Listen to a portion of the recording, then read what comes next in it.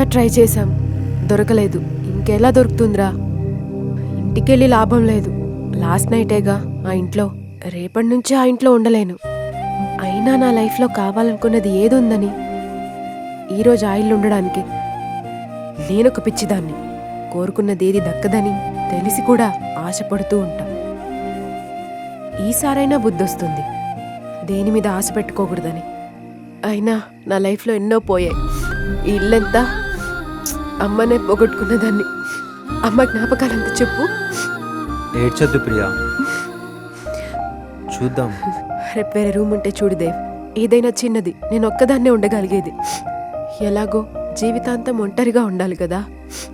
ఇప్పటి నుండే నేను అలవాటు చేసుకుంటా.